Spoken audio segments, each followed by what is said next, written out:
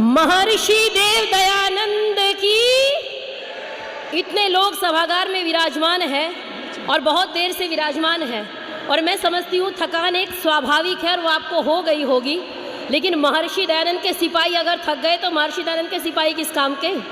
तो एक बार दोनों हाथ उठा के जोरदार नारा लगाएंगे, महर्षि देव दयानंद की, महर्षि देव दयानंद की, महर्षि देव दयानंद की। आइए स्वर्गीय पथिक जी की पंक्तियों से अपनी बात प्रारंभ करूंगी। दिन को जिसे न चैन था न रात को आराम था, दिन को जिसे न चैन था न रात को आराम था, और दिल में एक दर्द लिए फिरता सुबह शाम था। पथिक अपनी जान देकर जान हम में डाल गया, पथिक अपनी जान देकर जान हम में डाल गया। उनका स्वामी दयानंद सरस्वती नाम था, उनका स्वामी दयानंद सरस्वती नाम था। व्याख्यान वेदी पर विराजमान सभी अतिथि वृंद विद्वान मंडल और मेरे समक्ष विराजमान, मैं सभी को देख पा रही हूँ। एक एक व्यक्ति व्यक्तित्व लिए है, मैं एक एक का संबोधन करूँ इतना समय मेरे पास नहीं है। तो आइए, आप सभी ऋषि दयानंद के सिपाही यहाँ विराजमान हैं, मैं अपनी बात को प्रारंभ करूंगी। महर्षि देव दयानंद सरस्वती एक ऐसा नाम, इस नाम का स्मरण करते ही आपको एक ऐसा युग स्मरण आता है जिसमें भारत विश्व के मानचित्र पर एक डूबता सितारा दिख रहा था। एक ऐसा युग स्मरण आता है जब वेद उपनिषद और दर्शन शास्त्र इत्यादि विषय कुछ लोगों की बपोती बन के रह गए थे। एक ऐसा युग स्मरण आता है जब रोती बिलखती सती प्रथा की आग में जलती नारी जाति की पुकार सुनने वाला कोई नहीं था। एक ऐसा युग स्मरण आता है जब रोती बिलखती गो माता त्राहिमाम कर रही थी, उनके आर्तनाद को सुनने वाला कोई नहीं था। एक ऐसा युग स्मरण आता है जब लोग अपनी जाति का, अपने देश का स्वाभिमान भूल चुके थे। एक ऐसा युग स्मरण आता है, एक ऐसा युग स्मरण आता है जो हमारे भाई, जिनके हम भाई, जिनको कई बार लोगों ने षड्यंत्र के तहत दलित कहा, वो पूरा वर्ग, पूरा समाज हमसे दूर जा रहा था, उनको गले लगाने वाला कोई नहीं था, जबकि हम वसुधैव कुटुंबकम की परंपरा वाले लोग हैं।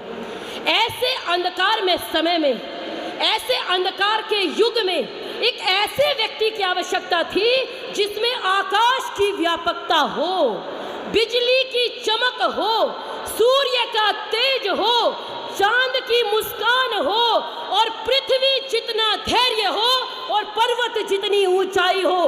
परमात्मा ने ये सब लेकर के जिस कृति को बनाया वो सृष्टि की अपूर्व कृति, अभूतपूर्व कृति, और इस सृष्टि की सर्वोत्तम कृति जिनका नाम है महर्षि दयानंद सरस्वती।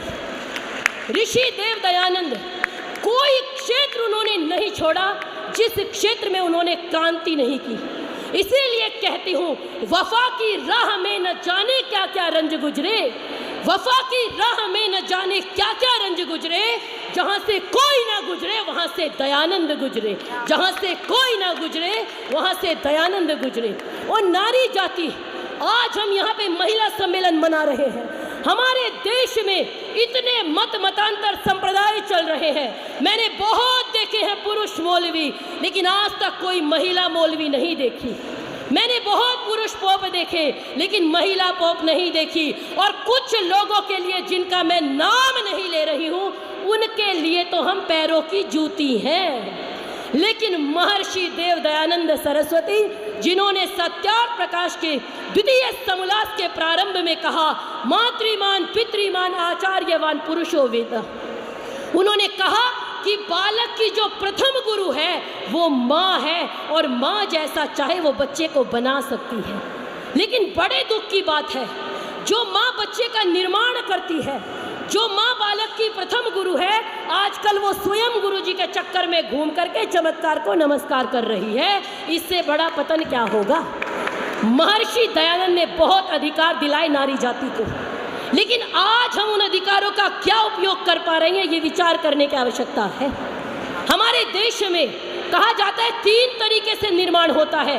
पहला निर्माण बालक का माँ के गर्भ में होता है, चाहे अभिमन्यु हो और चाहे वीर शिवाजी हो, चाहे भगत सिंह हो, हमारे सामने अनेक उदाहरण हैं।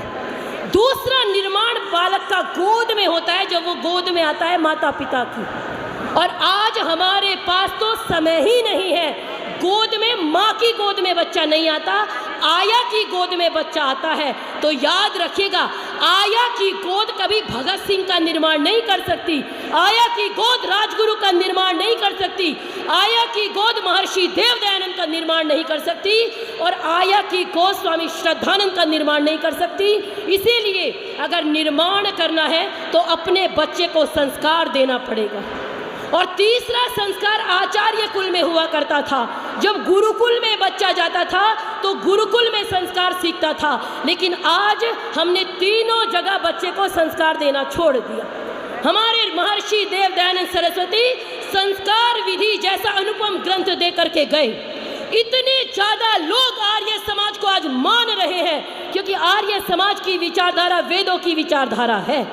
लेकिन अपने हृदय पे हाथ रख के विचार कीजिए, आज कितने लोग 16 संस्कारों को निभा भी पा रहे हैं। ये विचार करने की आवश्यकता है। कहती हूँ ना, नो निहाला ने वतन, होश में आओ तो सही। आबरू कौम की जाती है, इसे बचाओ तो सही। और जान मुर्दों में भी आ जाएगी, मायूस ना हो। वेद अमृत का इन्हें जाम पिलाओ तो सही, वेद अमृत का इन्हें जाम पिलाओ तो सही। और आन पर जान फिदा अपनी मुसाफिर कर दो, बात कहने की नहीं करके दिखाओ तो सही, बात कहने की नहीं करके दिखाओ तो सही। तो तीनों कुलों में जब तक बच्चे का निर्माण नहीं होगा, आज हमारे देश में महर्षि देव दयानंद सरस्वती 19वीं सदी में उन सब समस्याओं का समाधान दे करके गए जो आज हमारे सामने मुँह खड़ी हैं। चाहे वो जातिवाद की हो, चाहे वो प्रांतवाद की हो, चाहे वो भाषावाद की हो, चाहे वो बच्चों के संस्कारों के निर्माण की हो। आज हमारे देश में अभी स्वामी जी लव जिहाद की चर्चा कर रहे थे। आप विचार करो कि आपकी बेटी, हमारी बेटी, 18 वर्ष की हमारी बेटी महिला सम्मेलन में बात नहीं होगी तो होगी कब? 18 वर्ष की बेटी जब अब्दुल के लिए करवा चौथ का व्रत रखती है तो हमको पीड़ा होनी चाहिए, क्योंकि हम आर्य समाज हैं। आर्य समाज वही है जो ना तो चैन से बैठे, जो ना तो चैन से बैठे और ना बैठने दे, उसका नाम आर्य समाज है। आप विचार करो, आज हमारे देश में यत्र नार्यस्तु पूज्यन्ते की बात होती है। वैदिक नारी उद्घोष करती है, अहम केतु अहम मूर्धा अहम उग्रा विवाचनी। एक तो वो समय है और एक आज का समय है जब हमारी बेटियों के 35-35 टुकड़े मिलते हैं और हमको एक बार हमारे मुंह से आवाज भी नहीं निकलती। इसीलिए कहना चाहती हूँ, जलते घर को देखने वालों, फूस का छप्पर आपका है। लोग जानते हैं अगर माँ को दूषित कर दिया तो पूरा समाज स्वतः दूषित हो जाएगा। इसीलिए कहती हूँ, जलते घर को देखने वालों, फूस का छप्पर आपका है। आग के पीछे तेज हवा है, आगे मुकद्दर आपका है। और उसके कत्ल पे मैं भी चुप था, मेरा नंबर अब आया, और मेरे कत्ल पे आप भी चुप हैं तो अगला नंबर आपका है। मेरे कत्ल पे आप भी चुप हैं तो अगला नंबर आपका है। हम सभी महर्षि दयानंद के सिपाही, पंडित लेखराम जी के सिपाही, एक एक व्यक्ति अगर मिलके कार्य करेगा तो निश्चित रूप से परिवर्तन आएगा। अगर परिवर्तन आर्य समाज चाहे, आप विचार करो, एक अकेले स्वामी दयानंद गुजरात की धरती से चले, जिनकी मातृभाषा भी हिंदी नहीं गुजराती थी, गुजराती बोलते थे, उसके बाद इतना कार्य करके गए। और आदरणीय राज्यपाल महोदय कह रहे थे कि वो कहते मेरे जैसे हजारों लोग चाहिए। तो आज तो आर्य समाज को इतने मानने वाले लोग हैं, आर्य समाज की विचारधारा पर चलने वाले इतने लोग हैं। आज समाज में ये अव्यवस्थाएं क्यों उत्पन्न हो रही है? उसका कारण है कि हमने मूल स्रोत, समस्या तो हमें पता है, चाहे वो जातिवाद की हो, आज भाषा के नाम पे बांटने की तैयारी है। आप विचार करो, प्रांत के नाम पे बांटने की तैयारी है। इस देश के इतने टुकड़े हो चुके और आज भी हम अपने बच्चों को जागरूक नहीं करते, अपने बच्चों को शिक्षा नहीं देते। हम कहते मेरे दादाजी आर्य समाजी थे, तो भाई आप कौन हैं? मेरे पिताजी आर्य समाजी हुआ करते थे, मेरी माताजी मंदिर जाती थी, तो भाई आप कहाँ जाते हो? जी हम तो कहीं भी मत्था फोड़ लेते हैं, जहाँ भी जाएं, चाहे वो मजार हो चाहे वो पीर हो, हमारे लिए तो सब समान है। जब तक ये विचारधारा हमारे देश में रहेगी, आप निश्चित रूप से जानिए कि परिवर्तन नहीं हो सकता। और सबसे बड़ी क्रांति होती है वैचारिक क्रांति। स्वामी दयानंद ने सत्यार्थ प्रकाश लिख करके उसी वैचारिक क्रांति का सूत्रपात किया था।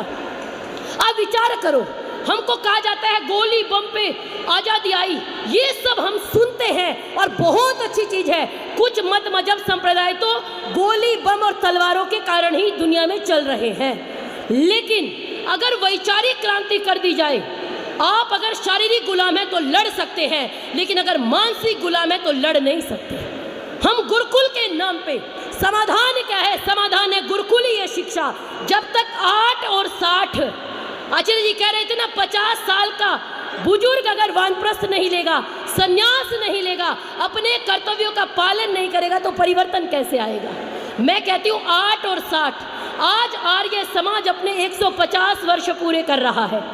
आचार्य जी ने कहा एक एक समाज 150 बंदे लाए, और आज सुबह मैं यही सोच रही थी कि एक एक व्यक्ति, जितने यहाँ बैठे हैं, एक एक व्यक्ति, क्योंकि आप साधारण नहीं है, क्योंकि आप आर्य हैं, एक एक व्यक्ति संकल्प करे कि मैं जब अक्टूबर में उत्सव होगा तो कम से कम अपनी विचारधारा के 15 से 20 व्यक्ति उस सम्मेलन में लेके आऊंगा।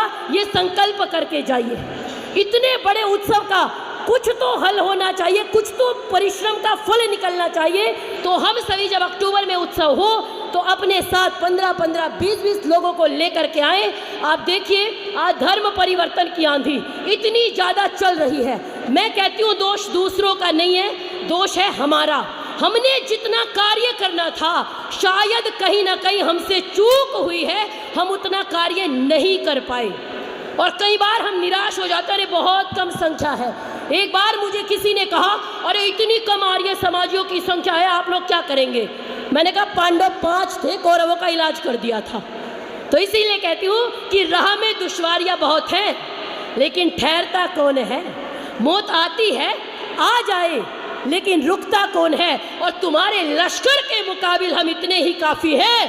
फैसला मैदान में होगा कि मरता कौन है, फैसला मैदान में होगा कि मरता कौन है। और अंतिम में वाणी को विराम देते हुए एक और घटना सुनाना चाहूँगी। पंडित रामचंद्र देहलवी जी, जिनको शास्त्रार्थ महारथी कहा जाता है, आप जब जब अपना इतिहास पढ़ेंगे, याद रखिए जो अपना इतिहास भूल जाते हैं वो खत्म हो जाते हैं। पंडित रामचंद्र देहलवी जी एक बार शास्त्रार्थ कर रहे थे, तो मौलवी ने कहा कि श्री राम का जमाना गया, लाखों वर्ष हो गए, करोड़ों वर्ष हो गए, अब राम जी का जमाना नहीं है, और राम के अंतिम में आता है माँ, तो मोहम्मद का जमाना आ गया। अब वो आर्य समाजी हो और वो भी पंडित रामचंद्र देहलवी हो, उन्होंने कहा अच्छा मोहम्मद के अंतिम में आता है दा, और हमारे पास एक ऐसे व्यक्ति है जिनका प्रारंभ भी दा से होता है और अंत भी दा से होता है। अब दयानंद का जमाना आ गया है, तो हम सभी स्वामी दयानंद के बताए रास्ते पे चलें। और अपनी वाणी को विराम देते हुए एक बात अवश्य कहना चाहूँगी कि गुरुकुलीय शिक्षा, गौशालाएं, जितना हो सके निर्माण वहीं से होगा, वरना हम कितने ही कहते रहेंगे, परिवर्तन नहीं आ सकता।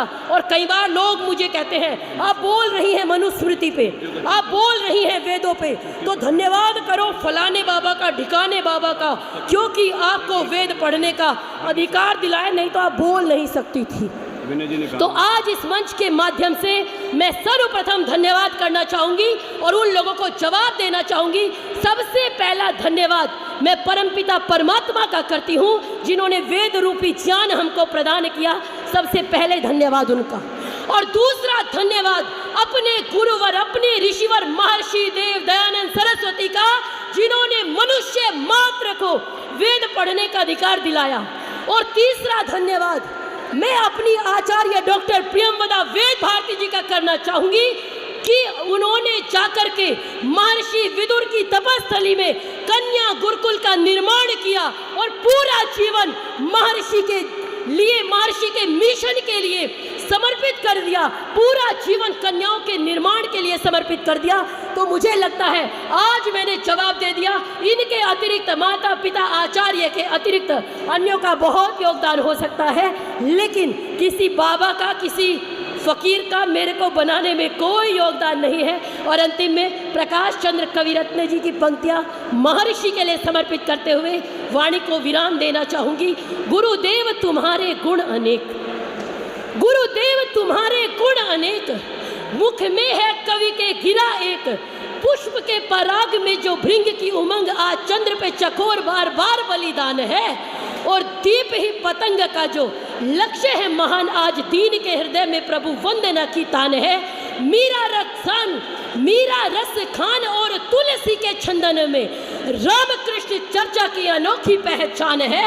और निर्धन कवि को कहू पे गुमान करे, मोहे अपने देव दयानंद पे गुमान है, मोहे अपने देव दयानंद पे गुमान है, मोहे अपने देव दयानंद पे गुमान है। महर्षि देव दयानंद की, महर्षि देव दयानंद की, महर्षि देव दयानंद की।